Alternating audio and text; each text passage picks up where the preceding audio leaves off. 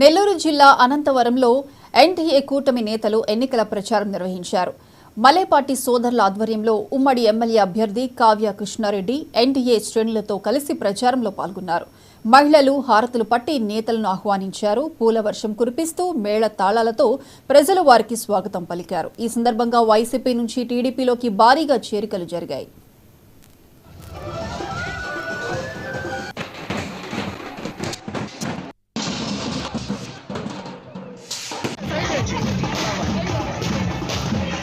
కొంతమంది బతకడానికి బర్రెలు మేపుకొని పాలు అమ్ముకొని బిడ్డలను చదివించుకుంటూ కుటుంబాన్ని చేసుకుంటున్నారు. కొంతమంది పనులు చేసుకొని పొలాల గట్ల మీద ఎండనగా వాననగా తిరిగి పంటలు పండించుకొని చీరా చూస్తే ఈరోజు గిట్టుబాటు ధర లేక పిండి కట్టలు రేట్లు పెరిగిపోయి, పురుగు మందులు రేట్లు పోయి, ఇత్తనాలు రేట్లు పెరిగి, నారుమళ్ళు రేట్లు పోయి, ఉరికోత మిషన్లు రెంట్లు పెరిగిపోయి అంత ఖర్చు పెట్టి పనిచేస్తే తీరా రైతుకి ఎకరాకి 10,000 రూపాయలు గిడుతుందంటే గిట్టలేని పరిస్థితులు ఉన్నందువల్ల రైతులు ఈరోజు కౌలు చేసేటువంటి పరిస్థితి లేకుండా పోయింది. రైతులు ఉన్న పొలాలను కూడా బీడు పెట్టుకునే పరిస్థితిలో వచ్చింది. అందుకే మరి రైతుకు నేనున్నాననే విషయంలో రైతు నేస్తం కింద ప్రతి రైతుకు సంవత్సరానికి 20,000 రూపాయలు ఇస్తానన్నటువంటి చంద్రబాబును మనం ముఖ్యమంత్రి చేసుకుందాం.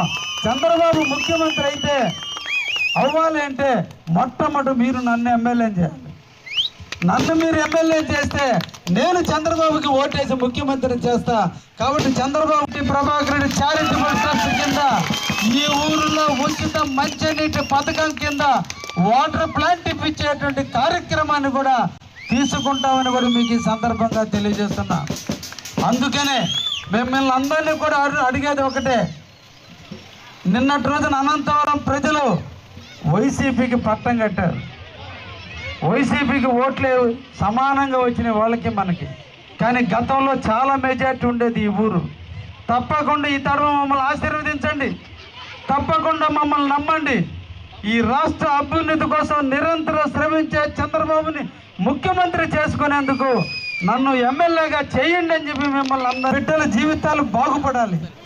మనం ఎండనక వాననక కష్టపడి బిడ్డల్ని చదివించుకొని మనం పడ్డ కష్టాలు మన బిడ్డలు పడకూడదు, వాళ్ళన్న సుఖమైన జీవితం అనుభవించాలని చదివిస్తే ఈరోజు ఉద్యోగాలు చూపించాల్సిన ప్రభుత్వం ఉద్యోగాలు ఇప్పించకపోగా ఫ్యాక్టరీలన్నిటినీ కూడా మీ ముందున్నటువంటి జిఆర్ఐ లేదా అక్కడున్న గమేష వాళ్ళు ఎంత ఉత్సాహంగా పెట్టారో అంత ఉత్సాహంగా ఈరోజు ఆపేసే పరిస్థితికి వచ్చారు.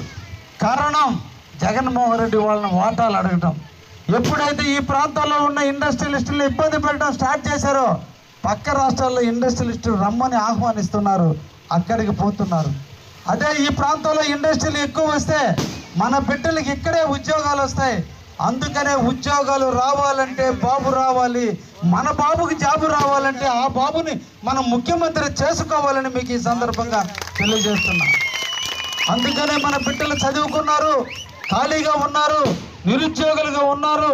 అటు తల్లిదండ్రులేమో చదువుకున్న చదువుకు ఎందుకు ఉద్యోగం రాలేదని తల్లిదండ్రులు అరుస్తున్నారు. ఇక్కడేమో ప్రభుత్వం ఉద్యోగాలు ఇవ్వటం లేదు.